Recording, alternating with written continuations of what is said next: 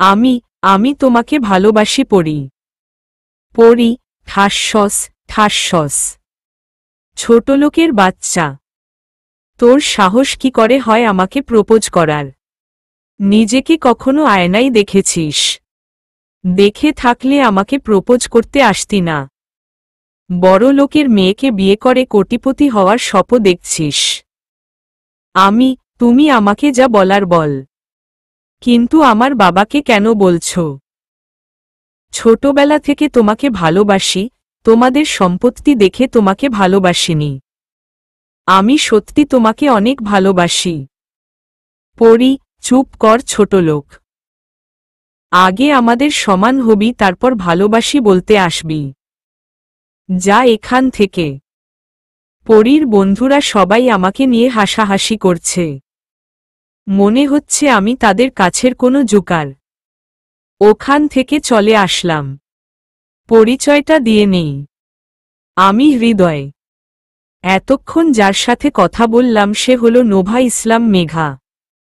ডাক নাম পরি। পরি আমার ফুফাতো বোন। অবশ্য ওরা আমাদের আপনজন বলে পরিচয় দেয় না, কারণ ওর বাবা অনেক বড়লোক আর আমার বাবা সামান্য সরকারি চাকরিজীবী। ওরা সুযোগ পেলে আমাদের অপমান করে। আর ফুফু মারা যাবার পর তো ওর বাবা আমাদের চোখে দেখতে পারে না। ফুপু মারা যাওয়ার সময় পরি অনেক ছোট ছিল। এখনো ও ওর বাবার মতোই হয়েছে। ও কখনোই আমাদের সহ্য করতে পারত না, কিন্তু আমি ওকে ছোটবেলা থেকেই ভালোবাসতাম। কিন্তু কখনো সাহস করে বলতে পারি নাই। আজকে বললাম, তারপর কি হলো তা তো দেখলেনি। আমরা দুজনেই একই কলেজে অনার্স প্রথম বর্ষে পড়ি। ও বিজ্ঞান শাখায় আর আমি ব্যবসায় শিক্ষা শাখায়। আমি ক্লাস করতে গেলাম। জুয়েল, কিরে কি হয়েছে তোর? আরে পরীকে আজ বলেছিলাম ওকে ভালোবাসি। জুয়েল, তুই তো জানিস ও রকমই, তারপরও কেন ওকে প্রপোজ করতে গেলি? পারলে তুই ওকে ভুলে যা। আমি কিভাবে ভুলব? আমি ওকে সেই ছোটবেলা থেকে ভালোবাসি। জুয়েল, আচ্ছা মন খারাপ করিস না। ক্লাস শেষ করে বাসায় আসলাম, ফ্রেশ হয়ে খেতে বসলাম। তখনই বাবা বলল, বাবা, তোর বড় চাচার মেয়ের বিয়ে, তাই কালকে আমাদের সেখানে যেতে হবে। বাবা তুমি তো জানো পরি ওর বাবা আমাদের সহ্যই করতে পারে না, আর সেখানে তারাও আসবে। বাবা, তারপরও আমাদের যেতে হবে। তোর বড় চাচা আমাদের অনেক করে বলেছেন, না গেলে সে কষ্ট পাবে। আচ্ছা ঠিক আছে যাব। তারপর খেয়ে দিয়ে রুমে আসলাম। আমার বাবারা 3 ভাই 2 বোন। তাদের ভিতর আমার বাবা মেজো।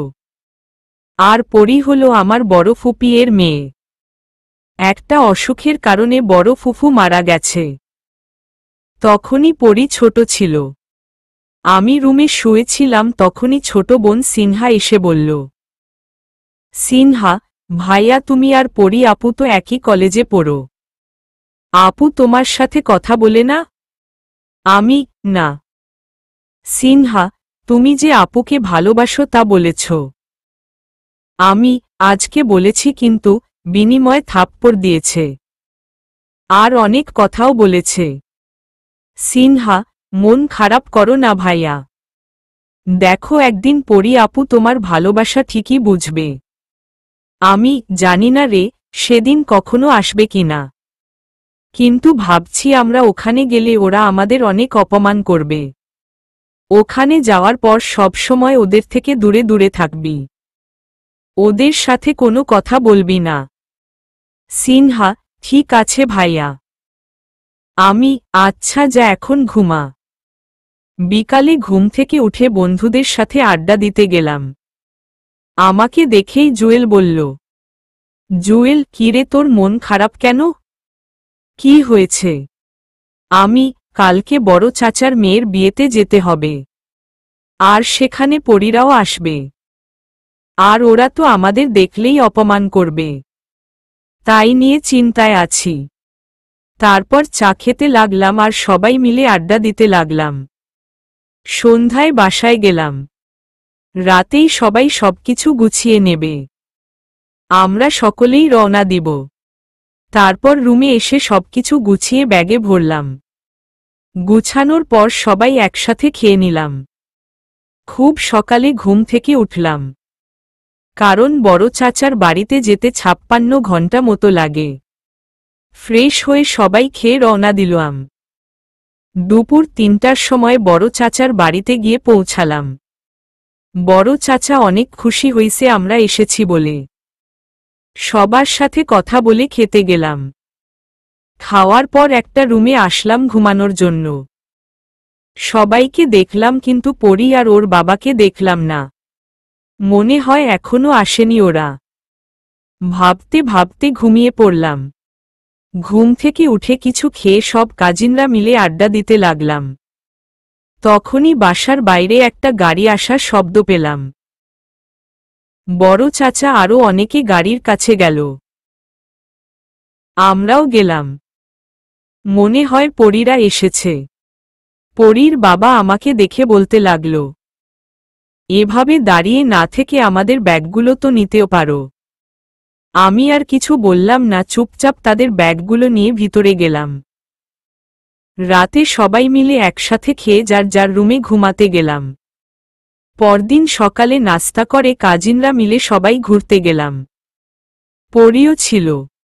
আমরা সবাই মিলে ঘুরতে লাগলাম। হঠাৎ দেখলাম পরী ফোনে কথা বলতে বলতে রাস্তার মাঝখানে চলে এসেছে। আর পিছন থেকে একটা ট্রাক আসছে। ট্রাকটা হর্ন বাজাচ্ছে কিন্তু পরী শুনতেই পাচ্ছে না।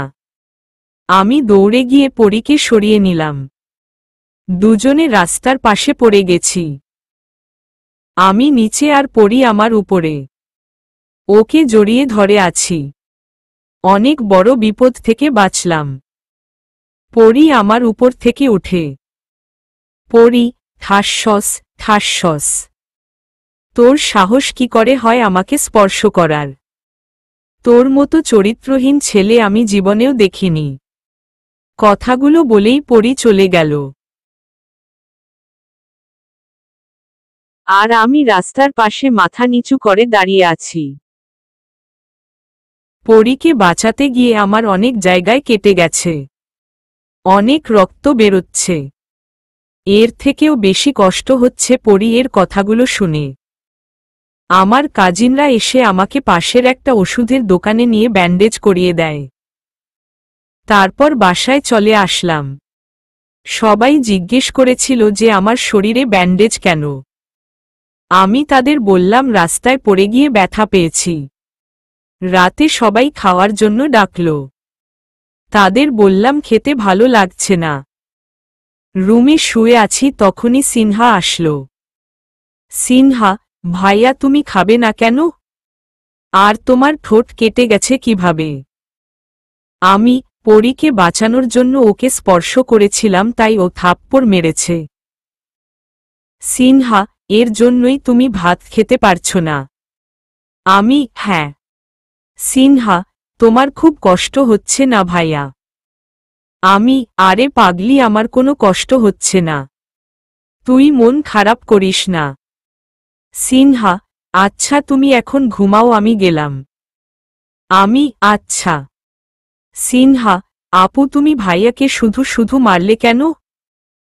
পরী, ওই লুচ্চাটা আমায় স্পর্শ করেছে তাই মারছি। সিনহা, আমার ভাইয়ের সম্পর্কে আর একটাও বাজে কথা বলবা না। সে তোমার জীবন বাঁচিয়েছে। এখন তো তোরা কত মিথ্যা কথাই বলবি। এ বিষয়ে আর কোনো কথা বলতে চাই না। তুই যা।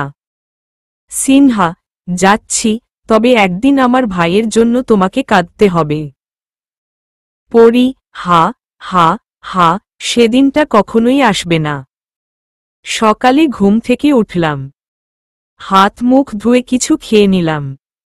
আজকে বড় আপুর বিয়ে তাই অনেক কাজ করতে হবে।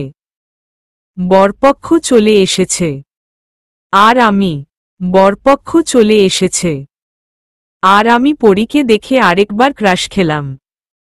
খেয়াল করলাম অনেক সুন্দর করে সেজেছে। আর ভাবছি কবে যে পরি আমার ভালোবাসা বুঝবে। বিয়ের অনুষ্ঠান শেষ হল। সব কাজিনরা এই 2-1 দিনের ভিতরে চলে যাবে। সবাই মিলে সিদ্ধান্ত নিলাম যাওয়ার আগে গ্রামটা ঘুরে দেখব। তাই রাতে সবাই ঘুরতে বেরোলাম। সবাই যার যার মতো আড্ডা দিচ্ছে, আর আমি শুধু পরীকে দেখছি। হঠাৎ দেখলাম পরী মোবাইলে কথা বলতে বলতে অন্য মনস্ক হয়ে পড়েছে। সবাই যাচ্ছে একটা রাস্তায় আর পরী যাচ্ছে অন্য রাস্তায়। আমিও পরীর পিছু নিলাম। অনেক দূর হাঁটার পর পরীর মনে হলো যে অন্য রাস্তায় চলে এসেছে। পেছনে আমাকে দেখেই বলতে লাগল, পরী, তুই আমার পিছু কেন নিয়েছিস? তুমি একা একা অন্য রাস্তা দিয়ে হাঁটছিলে তাই তোমার পিছু নিয়েছি। যদি তোমার কোনো বিপদ হয়। পরী, তুই সাথে আছিস বলেই তো বিপদ শুরু হচ্ছে। এর ভিতর হঠাৎ করে কিছু একটা শব্দ শুনে পরী আমাকে জড়িয়ে ধরল। আমি তো কারেন্টের শক খাওয়ার মতো হয়ে গেলাম। আমি কোনো দিনও কল্পনাও করি নাই যে পরী আমাকে জড়িয়ে ধরবে। তখনই সেই রাস্তা দিয়ে একজন লোক যেতেছিল। সে আমাদের এই অবস্থায় দেখেই চেঁচিয়ে লোক জড়ো করল। তারা আমাদের এই অবস্থায় দেখে সবাই ভুল বুঝল। আমরা তাদের বুঝাতে চেষ্টা করলাম কিন্তু ব্যর্থ হলাম। অনেক লোক জড়ো হল। আমাদের বাসায় খবর দেওয়া হল। বড় চাচা, আমার বাবা, পরীর বাবা, বাসার সবাই এসেছে। বড় চাচা, আমার বাবা, পরীর বাবা, তাদের মানসম্মানের ব্যাপার। তাই সবাই মিলে সিদ্ধান্ত নিল যে আমাদের বিয়ে দিয়ে দেবে। কিন্তু পরী আমাকে কিছুতেই বিয়ে করতে রাজি হচ্ছে না। তখনই পরীর বাবা বলল, পরীর বাবা, দেখ মা, তুই যদি বিয়ে না করিস তাহলে আমার মান সম্মান বলতে কিছুই থাকবে না। আর তাছাড়া আমি এতদিন শুধুই হৃদয়ের বাবাকে অপমান করে এসেছি। তাকে তো অপমান করার পরেও সে আমাকে তার বোনের জামাই হিসেবে সম্মান করে। আর হৃদয় অনেক ভালো ছেলে, দেখবি ও তোকে অনেক সুখে রাখবে। পরী, বাবা, আমি ওকে কিছুতেই বিয়ে করতে পারবো না। পরীর বাবা, তুই যদি এই বিয়ে না করিস তাহলে আমার আত্মহত্যা ছাড়া কোনো পথ থাকবে না। তারপর পরী বাধ্য হয়েই বিয়েতে রাজি হল। কাজী ডেকে আমাদের বিয়ে পড়ানো হল। সবাই মিলে আমাদের বাসর ঘর সাজিয়ে দিল। রাত 12টার সময় বাসর ঘরে প্রবেশ করলাম। পরী, ছোটলোকের বাচ্চা, তুই আমার জীবনটা নষ্ট করে দিয়েছিস। তুমি আমাকে যা বলার বল, কিন্তু আমার বাবাকে কেন গালি দিচ্ছ? পরী, তোকে কে বলেছে আমার পিছু পিছু যেতে? তুই যদি না আসতি তাহলে এসবের কিছুই হতো না। সবকিছু ভুলে গিয়ে চলো আমরা নতুন করে শুরু করি। পরী, তুই আর একটা কথা বলবি না। আমি তোকে কখনোই স্বামী হিসেবে মেনে নিতে পারবো না। শুধু বাবার মুখের দিকে তাকিয়ে তোকে বিয়ে করেছি। 6 মাস পর তোকে ডিভোর্স দিয়ে আমি রাব্বিকে বিয়ে করব। তোমার বয়ফ্রেন্ড আছে আগে তো বলনি। পরী, তুই কে যে তোকে বলতে হবে? এতদিন পরীর করা অপমানে যতটা না খারাপ লেগেছে তার চেয়ে বেশি খারাপ লেগেছে তার বয়ফ্রেন্ড আছে কথা শুনে। ঠিক আছে, তুমি শুধু এই 6 মাস আমার বাবা মায়ের সাথে একটু ভালো ব্যবহার করো। পরী, তোর বাবা মায়ের সাথে ভালো ব্যবহার করব মানে আমি তো তোদের বাড়িতে থাকছি না। মানে বুঝলাম না তোমার কথা। পরী, এখন বুঝা লাগবে না, কালকে ঠিকই বুঝতে পারবি। আর এখন আমাকে বিরক্ত করবি না। তুই নিচে ঘুমাবি আর আমি খাটে। এই শীতে আমি কিভাবে নিচে ঘুমাবো, তাও আবার কোনো বালিশ চাদর ছাড়া? পরী, কিভাবে ঘুমাবি তুই ভালো জানিস। এই বলে পরী ঘুমাতে গেল। আমি কোনো রকম নিচে শুয়ে পড়লাম। সকালে ঘুম থেকে উঠে ফ্রেশ হয়ে সবার সাথে নাস্তা করলাম। আজকেই সবাই চলে যাব। নাস্তা করার পর পরী আমার বাবাকে বলল, পরী, বাবা, বলছিলাম কি আমাদের পড়াশোনা তো এখনো শেষ হয় নাই। আর আপনাদের বাসা থেকে আমাদের কলেজে অনেক দূর। তাই বলছিলাম কি আমাদের লেখাপড়া শেষ না হওয়া পর্যন্ত যদি আমরা আমাদের বাড়িতে থাকি তাহলে আপনার কোনো আপত্তি আছে? যদি আপনার আপত্তি থাকে তাহলে থাকব না, কিন্তু এতে আমাদের দুজনের পড়াশোনার জন্য ভালো। আপনি একদমই চিন্তা করবেন না বাবা, আমি সবসময় ওর খেয়াল রাখব। পরীর বাবা, একদম চিন্তা করবেন না, আপনার ছেলে আমাদের ওখানে ভালোই থাকবে। আমার বাবা, তোমরা থাকতে আর কিসের চিন্তা? আমি শুধু তাদের কথা শুনতে থাকলাম, কিছুই বলতে পারলাম না, কারণ এখানে আর আমার কথার কোনো গুরুত্ব নেই। পরী এমনভাবে সবাইকে বলল যে আমার কথা কেউ বিশ্বাস করবে না। এর জন্যই রাতে পরী এভাবে বলেছিল। বড় চাচার বাড়ি থেকে যে যার মতো চলে গেলাম, আর আমি পরীর সাথে ওদের বাড়িতে আসলাম। পরী আমাকে ওর রুমে নিয়ে গেল। রুমে নিয়ে বলল, পরী, আজ থেকে আমার সব কথা তোকে শুনতে হবে। যদি না শুনিস তাহলে বুঝতে পারছিস যে কি হবে। আমি এর জন্যই বুঝি আমাকে এখানে নিয়ে এসেছ।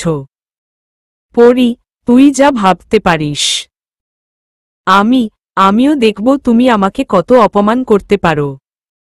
তোমার অপমান আমি তোমার ভালোবাসা হিসেবে নিব। পরী, আর কখনো আমার সামনে ভালোবাসার কথা বলতে আসবি না। তোকে কতবার বলবো আমি তোকে ভালোবাসি না। আমি ভালো তো তোমাকে একদিন বাসতেই হবে। পরী, সেদিন কোনো দিনই আসবে না। এই বলে পরী চলে গেল। রাতে খেয়ে ঘুমাতে গেলাম। পরী খাটে আর আমি নিচে শুয়ে আছি। সকালে পরীর আগেই আমি ঘুম থেকে উঠলাম। পরীর দিকে তাকিয়ে দেখি ও এখনো ঘুমিয়ে আছে। ঘুমন্ত অবস্থায় পরীকে অনেক সুন্দর লাগছিল। চুলগুলো পরীর মুখে সামনে এসে পড়েছে। আমি একবার ভাবলামগুলো সরিয়ে দিব। তারপর আবার মনে হলো পরী যদি জেগে যাই তাহলে তো আমাকে ভুল বুঝবে। যা হওয়ার হবে।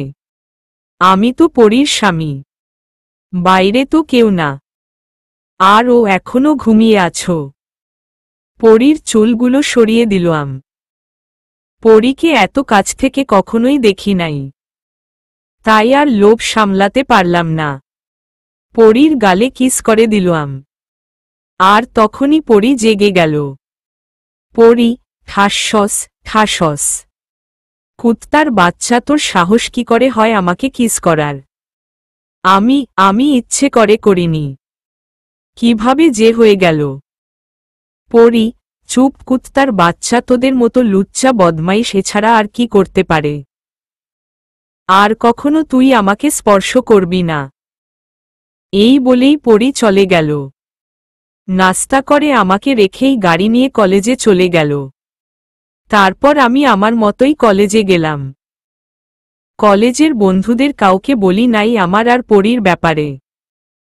কলেজে গিয়ে দেখি পরী ওর বন্ধুদের সাথে আড্ডা দিচ্ছে। ওর ছেলে বন্ধুরা ওর গায়ে পড়ছে, কিন্তু পরী কিছুই বলছে না। আড্ডা দিবে ভালো কথা, তাই বলে ছেলেরা গায়ে পড়বে আরও কিছুই বলবে না। আগে হলে মেনে নেয়া যেত, কিন্তু এখন তো অন্য কারোর বউ। না, আমি আর এসব দেখতে পারছি না। সুজা পরীর কাছে গিয়ে বললাম, পরী, তোমার সাথে আমার কথা আছে? পরী, এই ছোটলোকের বাচ্চা, আমার সাথে তোর আবার কিসের কথা? যা বলার এখানে বল। তুমি তোমার বন্ধুদের সাথে আড্ডা দিচ্ছ, ভালো কথা। তাই বলে তারা তোমার গায়ে পড়বে আর তুমি কিছুই বলবা না? পরী, এই কুত্তার বাচ্চা, আমি যা করি তাতে তোর সমস্যা কি? কিন্তু তোমার ওই বন্ধুদের আমার মোটেই সুবিধার মনে হচ্ছে না। রাব্বি, পরী, এই ছোট লোকটা কে যে আমাদের খারাপ বলছে? পরী, তুমি রাগ করো না রাব্বি। ওরা গরিব বলে আমার বাবা ওকে আমাদের বাসায় এনে লেখাপড়া করাচ্ছে। আমি এখনই ওকে মজা বুঝাচ্ছি। ঠাসস ঠাসস। কুত্তার বাচ্চা, তোর সাহস কি করে হয় রাব্বিকে খারাপ বলার? দূর হ আমার চোখের সামনে থেকে। আর কখনো আমার সমনে আসবি না। আমি সেখান থেকে চলে আসলাম মাথা নিচু করে। আমি তো পরীকে ভালোবাসি, তাহলে আমার সাথে এত খারাপ ব্যবহার করে কেন? সকালের থাপ্পড়ের কারণে ঠোঁট কেটে গেছিল, এখন আবার একই জায়গায় থাপ্পড় দেওয়ার ফলে অনেক রক্ত বের হইতেছে। ক্লাসে যাওয়ার পর জুয়েল বলল, জুয়েল, কিরে তোর ঠোঁট কেটে রক্ত বের হচ্ছে কেন? কিভাবে হয়েছে এসব? আমি আসার সময় রাস্তায় পড়ে গিয়েছিলাম। জুয়েল, আমার কাছে মিথ্যা বলিস না। কি হয়েছে বল। তারপর ওকে সব বললাম।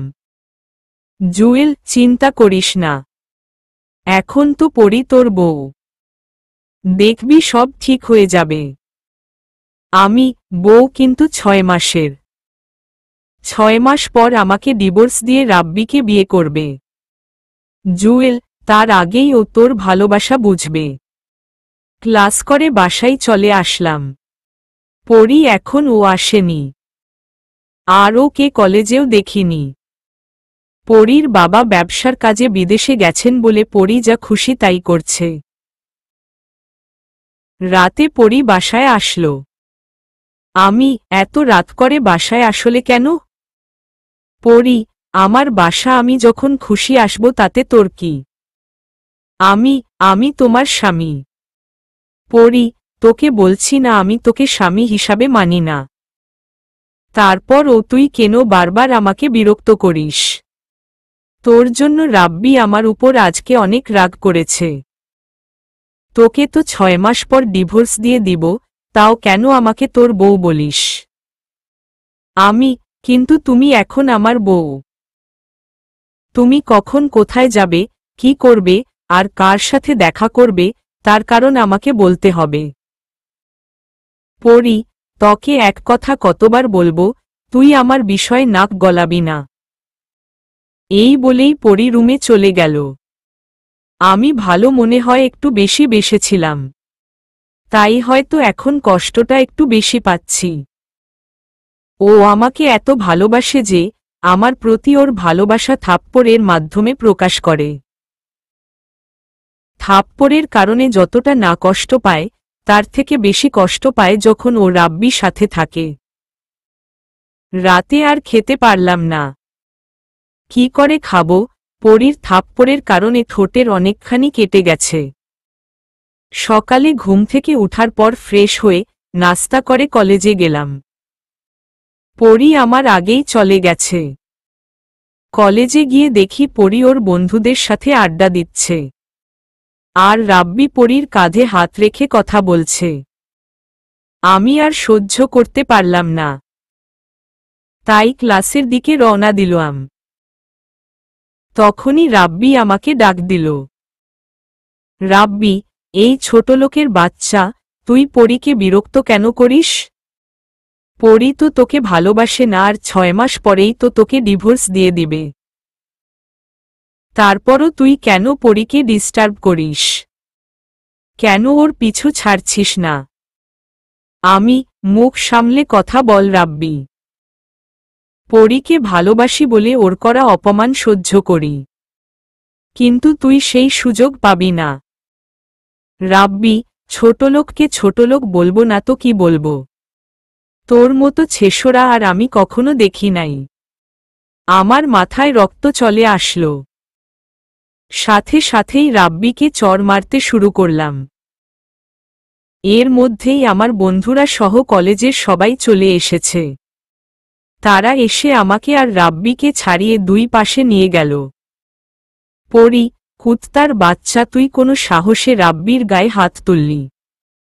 আমি, রাব্বি আমার বাবা মাকে নিয়ে কথা বলছে, তাই মেরেছি। পরী, রাব্বি যা বলেছে তা তো ঠিকই বলেছে। তোর বাবা মা যদি ভালোই হতো তাহলে তোর সাথে আমার বিয়ে দিত না। আমার তো মনে হয় তোর বাবা মা টাকার লোভে তোকে আমার পিছু লাগিয়ে দিয়েছে। মনে হয় তোর বোন কেউ কোনো বড়লোক ছেলেদের পিছনে লাগিয়ে দিয়েছে। তোদের চরিত্র তো এমনই। আমি ঠাসস ঠাসস। তোর সাহস কি করে হয় আমার বাবা মা বোনের সম্পর্কে বাজে কথা বলার? এর ভিতরে প্রিন্সিপাল চলে এসেছে। প্রিন্সিপাল, কি হচ্ছে কি এখানে? তোমাদের সাহস তো কম না, কলেজ ক্যাম্পাসে মারামারি করো?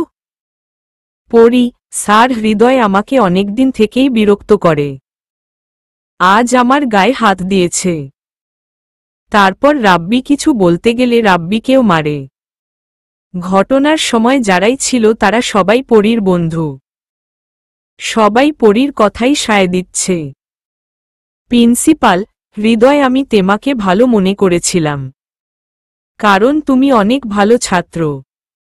কিন্তু তোমার কাছে এইটা আমি আশা করিনি। স্যার আমাকে মাফ করে দিন। আমি আর কখনো মারামারি করব না। তারপরও আমাকে কলেজ থেকে বের করে দিয়েন না স্যার। প্রিন্সিপাল, তুমি ভালো ছাত্র বলে তোমাকে একাটা সুযোগ দিচ্ছি, কিন্তু মনে রেখ এটাই লাস্ট। এই বলে স্যার চলে গেল। তারপর আমি পরীকে বললাম, আমি তোকে অবেক ভালোবাসি বলে এতদিন তর করা অপমান সহ্য করছি। আজকে তুই আমার বাবা মা আর আমার কলিজার টুকরা বোনকে অপমান করেছিস।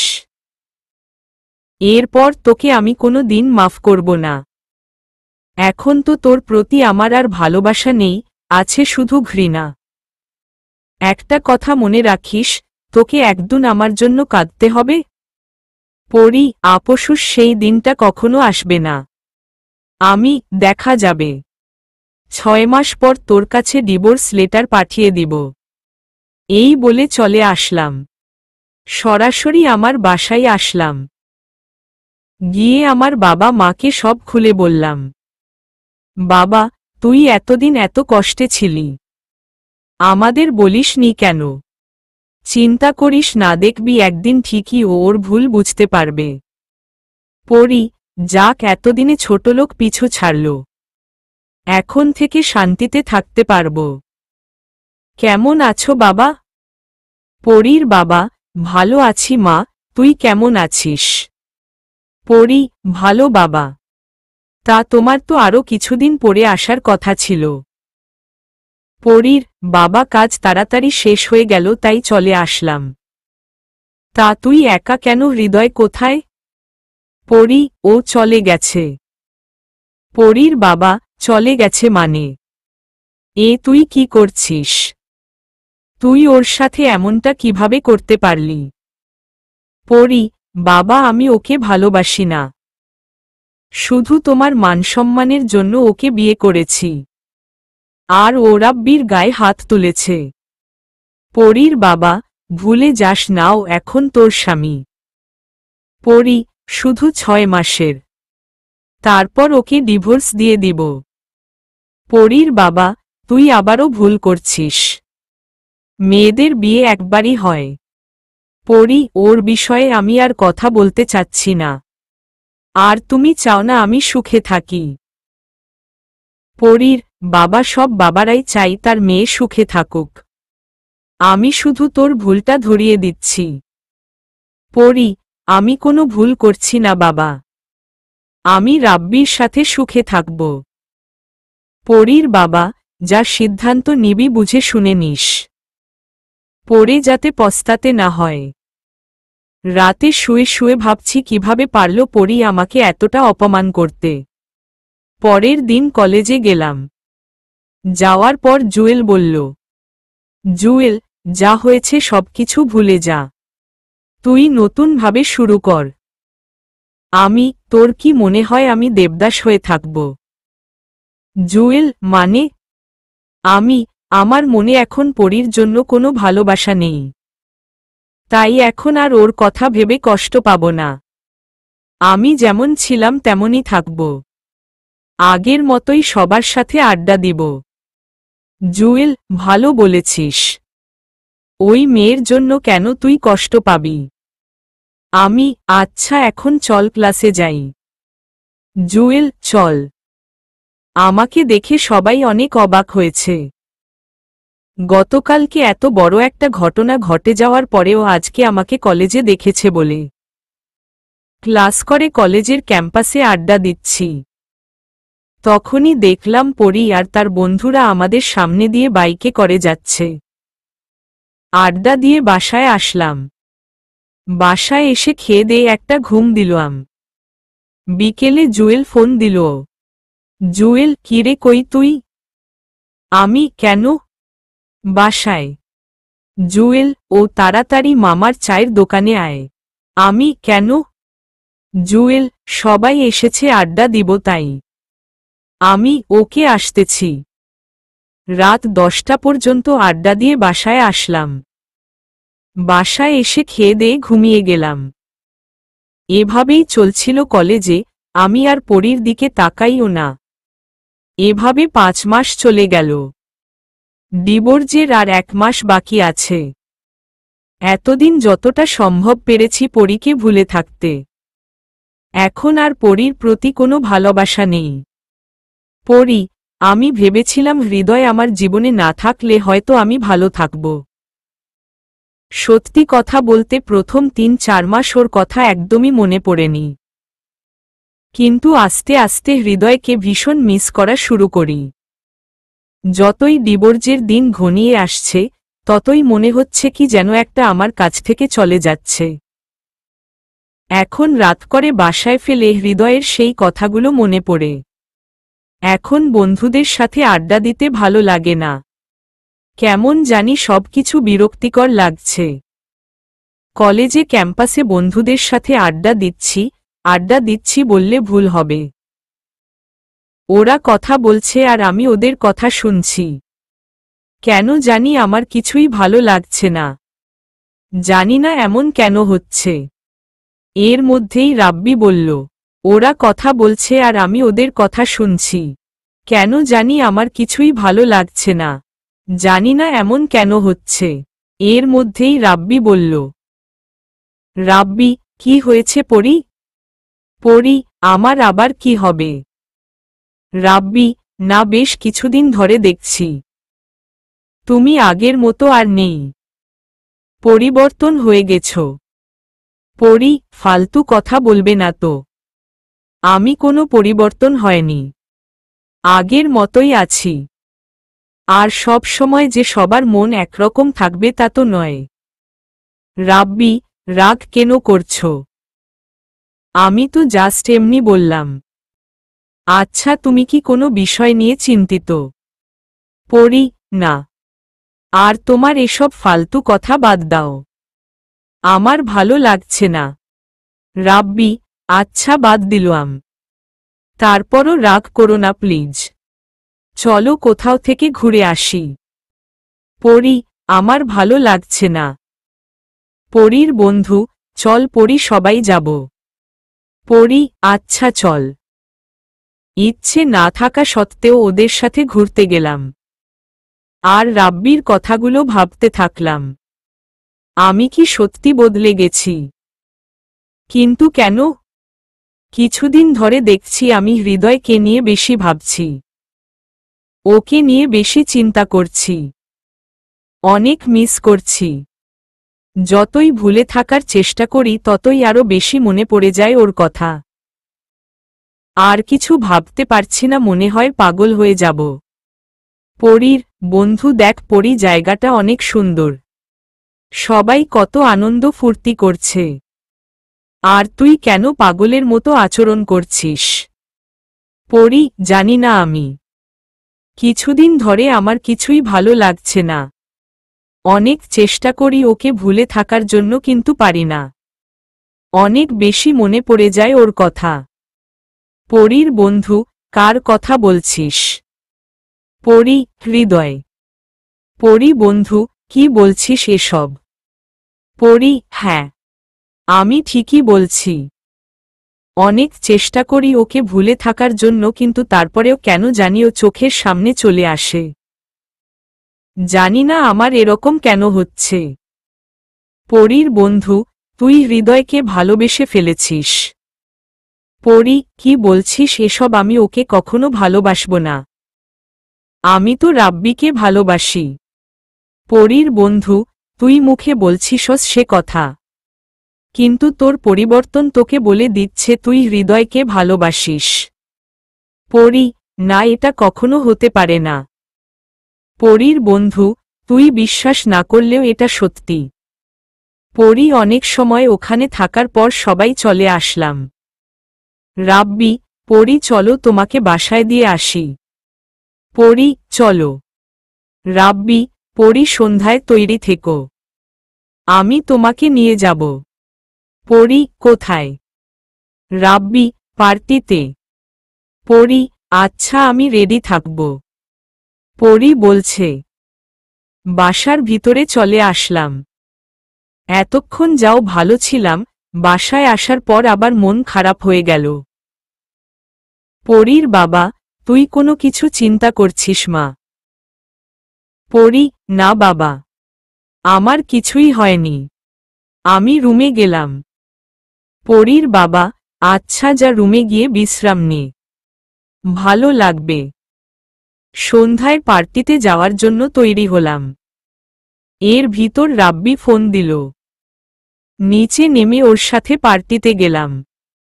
আগে পার্টিতে আসলে অনেক আনন্দ ফুর্তি করতাম, কিন্তু আজকে কিছুই ভালো লাগছে না। সবাই আনন্দ ফুর্তি করছে, আর আমি এক জায়গায় বসে আছি। রাব্বি, পরি চলো ডান্স করি। পরি, আমার ভালো লাগছে না। রাব্বি, আরে চলো, অনেক ভালো লাগবে, দেখো সবাই ডান্স করছে। পরি, আমি করব না প্লিজ, আমাকে জোর করো না। রাব্বি, তোমার কি হয়েছে আজ? পরি, বেশ কিছুদিন ধরে তোমার আচরণ আমার কাছে কেমন জানি লাগছে। পরি, বললাম তো আমার কিছুই হয়নি, আর এখন ডান্স করতে ভালো লাগছে না। রাব্বি, তোমার শুরু আজকে ভালো লাগছে না তা কিন্তু না। যখন সবাই মিলে আড্ডা দেই তখনও তুমি মনমরা হয়ে থাকো, আর ওই দিন তুমি ঘুরতেও যেতে চাওনি। আর তার থেকে বড় কথা হলো তুমি আগের মতো আর আমার সাথে কথা বলো না। আমার তো মনে হয় তুমি কোনো বিষয় নিয়ে চিন্তিত। পরি, আমাকে আর বিরক্ত করে না তো, আমাকে একটু একা থাকতে দাও প্লিজ। রাব্বি, আচ্ছা তুমি থাকো। রাব্বি চলে গেল। একটু পর আবার এসে বলল, পরি আসো ড্রিঙ্ক করি। পরি, আমার ভালো লাগছে না আজকে। রাব্বি প্লিজ আমাকে বিরক্ত করো না। রাব্বি, আমি কিছু বললেই তো এখন ভালো লাগবে না, মন তো এখন অন্য জায়গায় পড়ে আছে। পরি, মানে কি বলতে চাইছো তুমি? রাব্বি, যা বলছি ঠিকই বলছি। এতদিন হৃদয়ের সাথে এক রুমে থেকে অনেক মজা করেছ, তাই তো এখন হৃদয়কে ভুলতে পারছো না। পরি, রেগে গিয়ে, চুপ করো রাব্বি, আর একটা বাজে কথা বলবে না। রাব্বি, এখন তো গায়ে লাগবেই। তা হৃদয় তোমাকে বাসর রাতে কি এমন দিয়েছিল যার জন্য ওকে এখনো ভুলতে পারছো না? পরি, ঠাসস ঠাসস, অনেক হয়েছে, আর একটা বাজে কথা বলবি না। তোর জন্য হৃদয়ের সাথে আমার বিয়ে হওয়া সত্ত্বেও ওকে ভুল বুঝেছি, দিনের পর দিন ওকে অপমান করেছি। তারপরও ও কিছু বলে নাই, কারণ ও আমাকে ভালোবাসত। আমি ওর বিয়ে করা বউ সত্ত্বেও ও আমাকে ছুঁয়ে পর্যন্ত দেখেনি। আমি ওকে ভালোবেসে ফেলেছি, অনেক বেশি ভালোবেসে ফেলেছি। আর কখনোই তুই আমার সামনে আসবি না, আর আমার সাথে যোগাযোগ করার চেষ্টা করবি না। রাব্বি, ঠাসস ঠাসস, তোর সাহস কি করে হয় আমাকে থাপ্পড় মারার?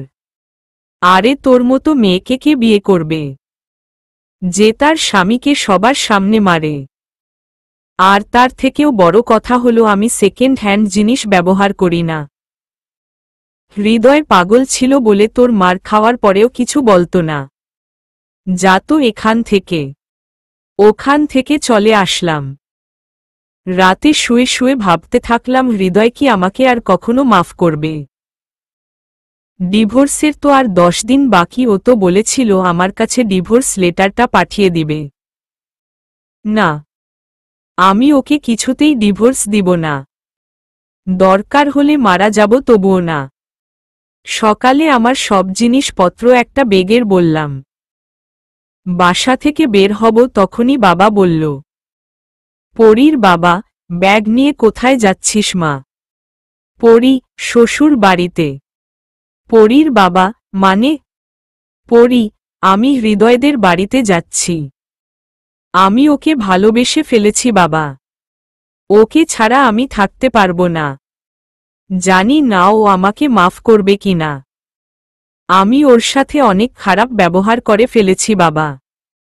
তাই ওদের বাড়িতে চলে যাচ্ছি। বাবা। পরীর বাবা, যাবি তো ঠিক আছে, কিন্তু এভাবে যাবি কেন? আগে তাদের সাথে কথা বল, তারপর যা। পরী, না বাবা, তার আর দরকার হবে না। পরীর বাবা, তাহলে চল আমি ও তোর সাথে যাব। পরী, না বাবা, ভুল যেহেতু আমি করেছি তাই আমায় তা ঠিক করতে হবে। আমি গেলাম। পরীর বাবা, আচ্ছা যা। হৃদয় বলতেছি। সকালে ঘুম থেকে উঠে ফ্রেশ হয়ে সবাই মিলে নাস্তা করতেছি। তখনই কে যেন কলিং বেল বাজালো। বাবা গিয়ে দরজা খুলে দিল। বাবা, তুমি এখানে কি চাও? পরী, আমাকে মাফ করে দিন বাবা। আমি অনেক বড় ভুল করে ফেলেছি। জানি তা মাফের অযোগ্য। তারপর একটি সুযোগ দিন বাবা। বাবা, হৃদয় তো তোমাকে পাগলের মতো ভালোবাসত। আর তুমি ওকে দিনের পর দিন অনেক অপমান করেছ। পরী, আমি মানছি আমি অনেক ভুল করেছি। তারপরও আমাকে শেষবারের মতো একটা সুযোগ দিন বাবা। আমি কথা দিলাম বাবা, আর কোনো দিন এমন কাজ করব না। আমি যে তাকে ছাড়া বাঁচতে পারব না। কাঁদতে কাঁদতে বললাম। বাবা, আরে আরে আর কাঁদতে হবে না। তুমি তোমার ভুল বুঝতে পেরেছ, এটাই আমরা অনেক খুশি। আমাদের বিশ্বাস ছিল তুমি একদিন তোমার ভুল বুঝতে পারবে। আসো ভিতরে আসো। খাবার খাচ্ছিলাম তখনই বাবার সাথে পরীকে দেখে দাঁড়িয়ে গেলাম। ও এখানে কেন বাবা? বাবা, ও থাকবে না তো কে থাকবে? এটা তো ওরও বাড়ি। মানে? বাবা, দেখ বাবা, পরী ওর ভুল বুঝতে পেরেছে। তুই ওকে মাফ করে দে। আবার নতুন কোনো প্ল্যান নিয়ে এখানে এসেছে। সাপকে বিশ্বাস করা যায়, তবুও আমি ওকে বিশ্বাস করি না। পরী, হৃদয় আমাকে মাফ করে দাও। আমি আমার ভুল বুঝতে পেরেছি। আমি আর কখনো তোমাকে কষ্ট দিব না। আমাকে মাফ করে দাও প্লিজ। তুই কোনো সাহসে আমার হাত ধরেছিস। আমার হাত ধরার অধিকার তোর নেই। বাবা, হৃদয় ওর সাথে এরকম ব্যবহার কেন করছিস? পরী মা, তুমি খেতে আসো। ওর মতো মেয়ের সাথে এক টেবিলে বসে খাওয়ার কোনো ইচ্ছা আমার নেই। আমি গেলাম। এই বলে রাগ করে খাবার না খেয়ে বাসা থেকে বের হয়ে গেলাম। সবাই পরীকে মাপ করলেও আমি করব না। অনেক ভালোবাসতাম ওকে। তাই তো ওর সব করো অপমান মুখ বুঝে সহ্য করতাম। কিন্তু এখন আমার মনে ওর জন্য ঘৃণা ছাড়া আর কিছুই নেই। বাইরের হোটেল থেকে নাস্তা করলাম। সারাদিন বন্ধুদের সাথে আড্ডা দিলাম। রাত 10টায় বাসায় গেলাম। কলিং বেল বাজানোর পর পরী এসে দরজা খুলল। তুই এখন এখান থেকে যাসনি কেন? তোকে আমার সহ্য হয় না। যা তুই এখান থেকে। পরী, আমি আমার স্বামীর বাড়িতে আছি, যাব কেন? চুপ কর, কে তোর স্বামী? 6 মাস পূরণ হলেই তোকে ডিভোর্স দিয়ে দিব। পরী, আমি অনেক বড় অন্যায় করে ফেলেছি। দয়া করে আমাকে শেষবারের মতো একটা সুযোগ দাও। আমাকে মাফ করে দাও প্লিজ। আমি আর এরকম জীবনে করব না। কথা দিচ্ছি আর কখনো তোমার সাথে খারাপ ব্যবহার করব না। তোমাকে কষ্ট দিব না। তুমি যা বলবে তাই করব। দরকার হলে তোমাদের বাসায় কাজের লোক হয়ে থাকব। তারপরও আমাকে ডিভোর্স দিও না। আমি তোমাকে ছাড়া বাঁচতে পারব না। কাঁদতে কাঁদতে বললাম। এবার তোর অভিনয় করা বন্ধ কর। আমি তোকে আর বিশ্বাস করছি না। এই বলে নিজের রুমে যেতে লাগলাম, তখনই বাবা বলল, বাবা, তুই এত রাত পর্যন্ত বাসার বাইরে কেন ছিলি? আর এখন এসেই পরীর সাথে চিল্লাচিল্লি করছিস। বাবা, তুমি যতই বল না কেন আমি আর ওর ফাঁদে পা দিচ্ছি না। বাবা, চুপ কর, মেয়েটি তোর জন্য সেই সকাল থেকে না খেয়ে আছে। যা হাত মুখ ধুয়ে খেতে আয়। এটা ওর একটা ফাঁদ, দেখো কি যেন একটা মতলব নিয়ে বাড়িতে এসেছে। আর আমি বাইরে থেকে খেয়ে এসেছি, এখন খাবো না। এই বলে রুমে চলে আসলাম। অনেকক্ষণ পর পরী ও রুমে আসলো। তুই এই রুমে কেন এসেছিস? পরী, বারে, এটা তো আমার ও রুম। তোর রুম মানে? এটা শুধু আমার রুম। তুই এখান থেকে বের হ। পরী, হৃদয়, প্লিজ আমাকে মাফ করে দাও। আমি আর কখনো এরকম করব না। জড়িয়ে ধরে। তোর সাহস কি করে হয় আমাকে জড়িয়ে ধরার? মনে আছে একদিন তোকে স্পর্শ করেছিলাম বলে তুই আমার গালে থাপ্পড় মেরেছিলি, ছোটলোক বলে অপমান করেছিলি। আর এখন সেই তুই আমায় জড়িয়ে ধরেছিস। তোর কি মনে হয় তুই আমায় জড়িয়ে ধরলে আমি তোর মায়ে পড়ে যাব? কখনোই না। ভালোভাবে বলছি, কাল সকালে তুই এ বাড়ি ছেড়ে চলে যাবি। তা তো সেই রাব্বির খবর কি? পরী, আমি আর ওকে ভালোবাসি না। ওর প্রতি শুধু আমার মোহ ছিল। কি গ্যারান্টি আছে কালকে আবার অন্য ছেলের মোহে পড়ে আমায় ভুলে যাবি? তোর মতো মেয়েরা এছাড়া আর কি করতে পারে? পরী, বিশ্বাস করো, আমি সত্যি তোমাকে অনেক ভালোবাসি। আর একটা সুযোগ দাও আমাকে তোমাকে ভালোবাসার। তোর ন্যাকা কান্না বন্ধ করে এখনই রুম থেকে বের হ। আমি ঘুমাবো। পরী, কোথায় যাব? আর এটা তো আমার ও রুম। আর এখন যদি আমাকে বের করে দাও তাহলে বাবা মা কিন্তু তোমায় খারাপ ভাববে। তারপর বললাম, থাক, তোকে আর রুম থেকে বের হতে হবে না। এই রুমে নিচে শুয়ে পড়। আর মনে থাকে যেন বিছানায় আছে, চেষ্টাও করবি না। আসার চেষ্টা করলে কিন্তু খুব খারাপ হবে। সকালে ঘুম থেকে উঠে দেখলাম পরী আমার আগে ঘুম থেকে উঠে গেছে আর মাকে নাস্তা করতে সাহায্য করতেছে। ভালোই মা বাবার বোনকে পটিয়ে ফেলেছে। কিন্তু আমি ওকে কোনো দিনও মাফ করতে পারবো না। ওকে বলেছিলাম একদিন ওকে আমার জন্য কাঁদতে হবে। আর আজ সেই দিন এসে গেছে। ফ্রেশ হয়ে নাস্তা করতে গেলাম। বাবাকে গিয়ে বললাম, বাবা, ও আর কতদিন আমাদের বাড়িতে থাকবে? বাবা, আর কতদিন থাকবে মানে? ও আমাদের বাড়ির বউ, তাই সব সময় আমাদের বাড়িতে থাকবে। কিন্তু আমি ওকে বউ হিসেবে মানি না। আর কোনো দিন মানতেও পারবো না। ও বাসর রাতে আমার কাছে ডিভোর্স চেয়েছিল।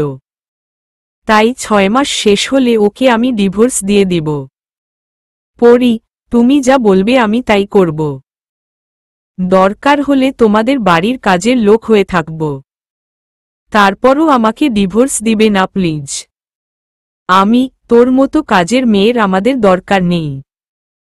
বাবা, হৃদয়, চুপ কর। ওর সাথে এরকম ব্যবহার করছিস কেন? আর একটা কথাও এখানে হবে না। চুপচাপ পরীকে নিয়ে কলেজে যা। আর এটা আমার আদেশ। বাধ্য হয়ে পরীকে নিয়ে কলেজে গেলাম। কলেজের কাছাকাছি আসার পর পরীকে বললাম, আমি রিকশা থেকে নাম। পরী, নামব কেন? এখনো ও তো কলেজে আসেনি। আমি, তোর কি মনে হয় তোকে নিয়ে আমি কলেজে যাব? কখনো না। আর এখন এখান থেকে নেমে তুই তোর মতো কলেজে যাবি আর আমি আমার মতো কলেজ যাব। খবরদার যদি তুই কলেজে আমার সাথে কথা বলতে আসিস তাহলে খুব খারাপ হবে। তারপর ওকে নামিয়ে দিয়ে আমি আমার মতো কলেজে গেলাম। কলেজে আসার পর জুয়েলকে বললাম, আমি, দোস্ত একটা মহা বিপদে পড়েছি আমি। পরী আমাদের বাড়িতে চলে এসেছে। আর বলে কিনা আমি ওর স্বামী। এটা ওর শ্বশুর বাড়ি। জুয়েল, তার মানে পরী তোকে কি মেনে নিয়েছে? তাহলে তো আর কোনো সমস্যা থাকলো না। আমি, মাথা খারাপ হয়ে গেছে তোর? আমি ওকে কখনো ভালোবাসব না। তুই কি ভুলে গেছিস ও আমার সাথে কি কি করেছে? জুয়েল, কিছু ভুলিনি আমি। সবকিছুই আমার মনে আছে। কিন্তু তোর এটা মনে রাখতে হবে যে পরী তোর বিয়ে করা বউ। আমি শুধু আর কিছু দিনের বউ। 6 মাস পূর্ণ হলেই তো ওকে ডিভোর্স দিয়ে দিব। জুয়েল, মাথা খারাপ হয়ে গেছে তোর? যখন সবকিছু ঠিক হয়ে গেছে তখন আবার ওকে ডিভোর্স কেন দিবি? আমি, ও আমার কাছে ডিভোর্স চেয়েছিল। আর এটা ওর কোনো ফাঁদ। ওকে আর আমি বিশ্বাস করতে পারছি না। জুয়েল, হঠাৎ করে এমন কোনো সিদ্ধান্ত নিবি না যার জন্য তোকে পস্তাতে হয়। আমি, যাই হোক এখন এসব বাদ দে তো চল ক্লাসে যাই। জুয়েল, চল। ক্লাস করে আমি একাই বাসায় চলে আসলাম। বাসায় আসার পর বাবা জিজ্ঞেস করল, বাবা, কিরে তুই একা কেন? পড়ি কোথায়? আমি, পরীর ক্লাস এখনো শেষ হয় নাই। তারপর রুমে গিয়ে ফ্রেশ হয়ে খাবার খেতে লাগলাম। খাবার খেয়ে রুমে শুয়ে আছি, অনেকক্ষণ পর আমার ঘুম ভাঙল কোনো উষ্ণ ছোঁয়ায়। তাকিয়ে দেখি পরী আমাকে জড়িয়ে ধরে শুয়ে আছে। ওকে অনেক সুন্দর লাগছে। ইচ্ছে করছে মাথায় হাত বুলিয়ে দিতে, কিন্তু আমার মন তা বাধা দিল। আমি ওকে জোরে ধাক্কা দিয়ে আমার কাছ থেকে সরিয়ে দিলাম। আর বললাম, আমি, তোর সাহস কি করে হয় আমাকে জড়িয়ে ধরার? পরী, তুমি আমার স্বামী আর তোমাকে জড়িয়ে ধরার অধিকার আমার আছে। আর তুমি আমাকে সাথে করে নিয়ে আসলে না কেন? আমি, চুপ, আর একবারও তুই আমাকে স্বামী বলবি না। আর আমি কেন তোকে আমার সাথে করে নিয়ে আসব? আর শুন, আজকের পর আর আমাকে জড়িয়ে ধরার চেষ্টাও করবি না। তুই মাত্র আর কিছুদিন এ বাড়িতে আছিস, 6 মাস পূরণ হলেই তোকে আমি ডিভোর্স দিয়ে দিব। আমি উকিলের সাথে কথা বলেছি। পরী, দয়া করে আমাকে ডিভোর্স দিও না। আমি আর কখনো তোমাকে জড়িয়ে ধরব না। তুমি যা বলবে তাই করব। আমি, তোর নেকা কান্না বন্ধ কর। আর এখন এই রুম থেকে বের হ। পরী এখন বাসার সব কাজ করে। মাকে আর কিছুই করতে দেয় না। মাঝে মাঝে ভাবি ও কেন এমন করছে, তাহলে কি সত্যিই আমাকে ভালোবাসে? না, তা কি করে হয়? ও তো রাব্বিকে ভালোবাসে, রাব্বির জন্যই তো আমার কাছে ডিভোর্স চেয়েছিল। আমাকে অনেক অপমান করেছিল। কিন্তু ও যদি আমাকে ভালোই না বাসতো তাহলে তো এতদিন আমাদের বাড়িতে থাকত না, আর বাসার সব কাজ করত না। আমি ওকে তো অপমান করি, তারপরেও কিছুই বলে না। তাহলে কি সত্যি পরী আমাকে ভালোবাসে? না, এটা ওর কোনো ফাঁদ। এভাবেই চলছিল। অনেক অপমান করি ওকে, তারপরও বাড়ি থেকে যায় না। ডিভোর্সে আর 2 দিন বাকি। সকালে নাস্তা করে অনিচ্ছা সত্ত্বেও পরীকে নিয়ে কলেজে গেলাম। প্রতিদিনের মতো আজকেও পরীকে কলেজের আগে নামিয়ে দিলাম। তারপর আমি আমার মতো কলেজে গেলাম। কলেজে আসার পর জুয়েল বলল, জুয়েল, আর মাত্র 2 দিন আছে, তা কি সিদ্ধান্ত নিলি? আমি কিছুই ভাবতে পারছি না। ওকে তো অপমান করি, তারপরও আমাদের বাসার থেকে যায় না। তখন মনে হয় ও আমাকে ভালোবাসে। কিন্তু তখনই ওর আর রাব্বির মেলামেশা মনে পড়ে যায়। আমাকে করা ওর অপমানের কথা মনে পড়ে যায়। তখনই খুব ঘৃণা হয়। কিছুই ভাবতে পারছি না। চল ক্লাসে যাই। ক্লাস করে ক্যাম্পাসে হাঁটতেছি আর ভাবতেছি। তখনই একটা জায়গায় চোখ আটকে গেল। দেখি রাব্বি আর পরি হাত ধরে কথা বলছে। আর পরি ও ওর সাথে কথা বলছে। এসব দেখে আমার মাথায় রক্ত উঠে গেল। পরির কাছে গিয়েই আমি ঠাসস ঠাসস, এই তোর ভালোবাসা। শেষ পর্যন্ত তুই তোর আসল রূপটা দেখিয়ে দিলই। আমি আগেই বলেছিলাম তুই নতুন কোনো প্ল্যান নিয়ে আমাদের বাড়িতে এসেছিস। তোদের মতো মেয়েরা কখনো ঠিক হয় না।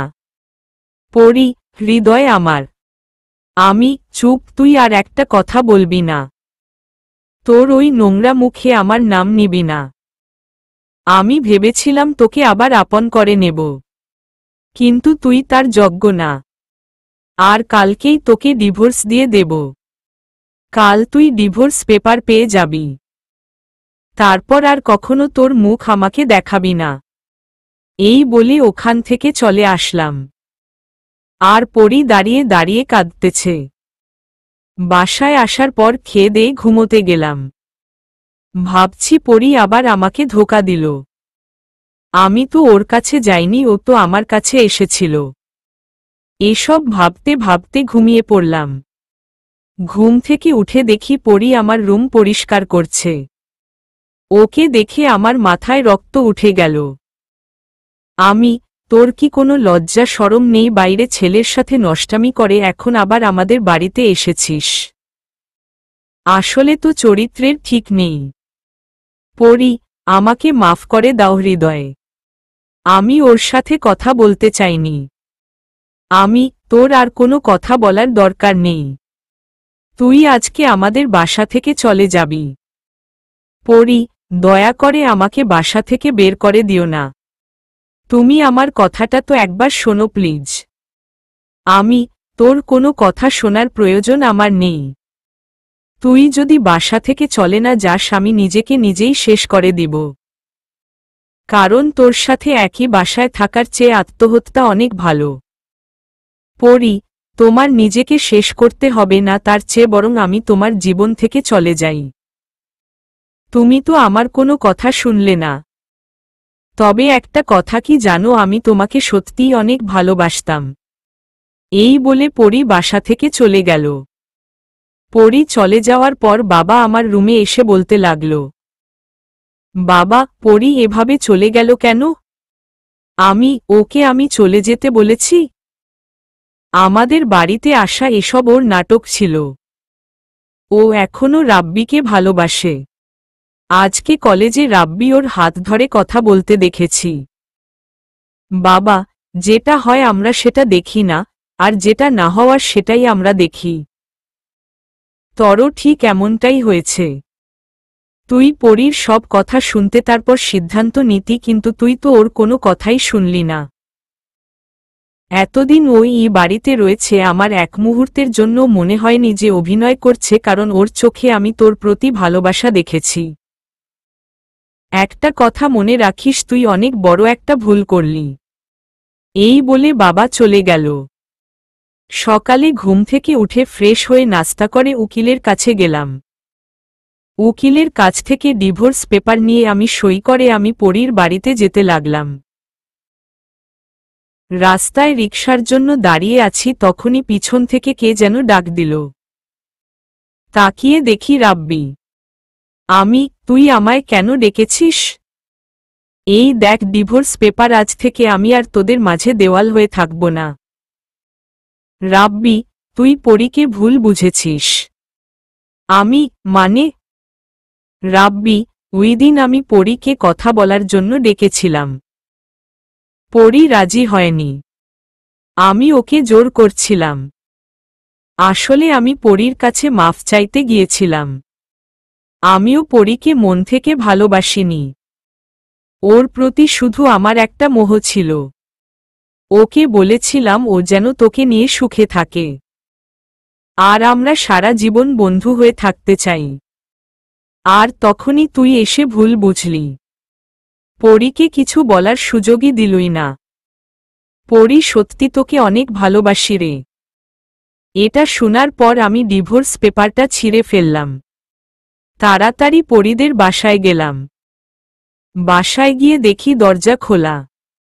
বাড়ি ভিতরে কাজের লোক আছে। আর আমি পরীদের বাড়িতে ছিলাম বলে সবাই আমাকে চিনে।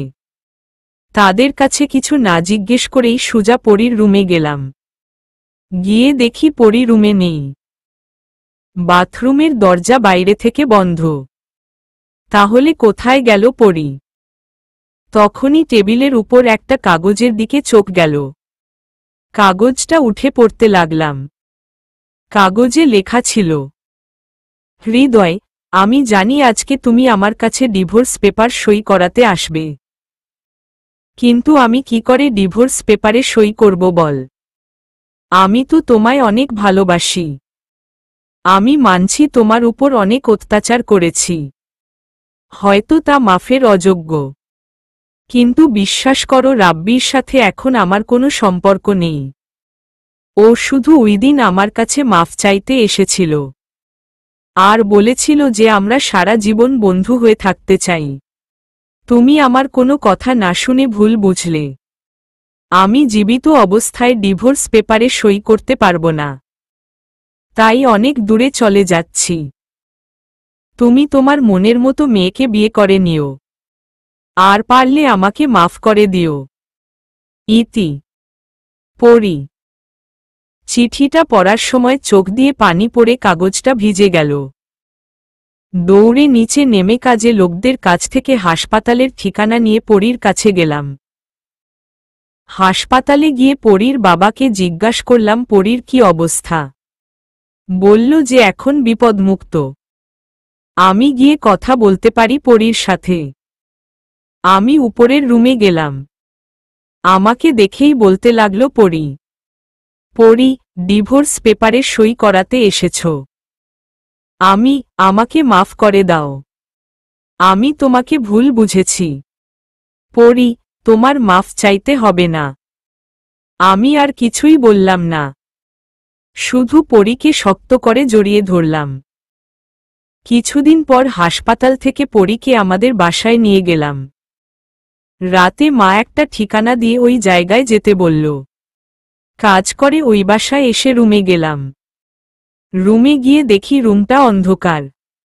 লাইট অন করে দেখি বাসর ঘরের মতো সাজানো, আর পরী খাটের উপর বধূ সেজে বসে আছে। দরজা আটকে পরীর কাছে যেতে লাগলাম। পরী এসে আমাকে সালাম করল। তারপর দুজনে অজু করে নামাজ পড়লাম। পরী বলল, পরী, এখন থেকে আমাদের মধ্যে কোনো ভুল বোঝাবুঝি থাকবে না, শুধু ভালোবাসা থাকবে। আমি, ঠিক আছে মহারানী। তারপর লাইট অফ করে পরীর কাছে গেলাম। অবশেষে আমাদের প্রেম কাহিনীটা সফল হল। কাল থেকে শুরু হবে এক নতুন সকালের। সমাপ্ত।